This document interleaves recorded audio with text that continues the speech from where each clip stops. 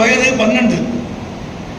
12 வயது ராமனுக்கும் 6 வயது சீதைக்கும் திருமணம் நடப்பதாகத்தான் வால்மீகி எழுதினார்.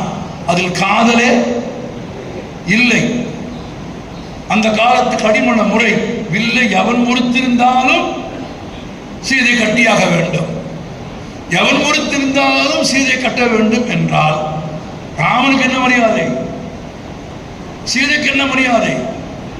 காப்பியை எழுதும்போது கம்பன் முடிவெடுத்தான், 6 வயது 12 வயது என்பதை மாற்றி இருவரும் பருவம் அடைந்ததற்கு பிறகு முந்தைய மூல காப்பியத்தில் இல்லாத ஒரு காதல் காட்சியை உங்கள் எல்லோருக்கும் தெரிந்த அவர் சொன்ன அண்ணனும்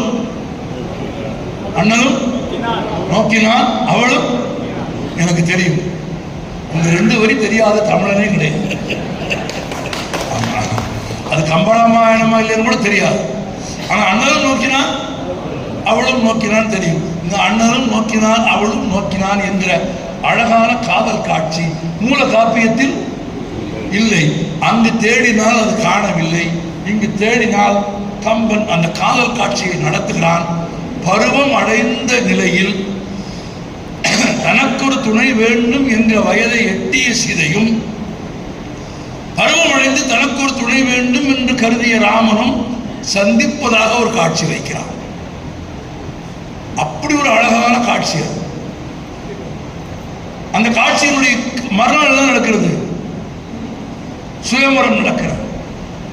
வில்லை முறிக்க வேண்டும். ராமன் மட்டுமா அங்கே இருந்தார்? இல்லை, எத்தனையோ பேர் வந்தார்கள். யாரும் முறிக்க முடியாத வில்லை ராமன் மட்டும் எப்படி முடித்தார்? கதையின் கதாநாயகன் என்பதால் அல்ல, அந்த சுயம்பரத்திற்கு வந்தவர்களிலேயே சுயம்பரத்திற்கு முந்தைய நாள் சீதையை பார்த்த வாய்ப்பும், சீதையை பார்த்த பெருமையும், சீதையை பார்த்த அழகும், சீதையை சந்திக்கும் பெரும் பேரும் பெற்றவன் ராமன் மட்டும்தான். சீதையினுடைய கடைக்கண் பார்வைதான் ராமனுக்கு வில்லை முறிக்கும் வலிமையை கொடுத்தது என்று பாடியவன் கம்பன். சீதையை பார்க்கலன்னா முடிச்சிருக்க மாட்டான். பார்த்துட்டான், ஆசை வந்துருச்சு, காதல் வந்துருச்சு. இந்த காதல் காட்சி மூல காப்பியத்திலே இல்லை. அங்கு தேடினால் காணவில்லை. இந்த கம்பன் உருவாக்குகிறான்.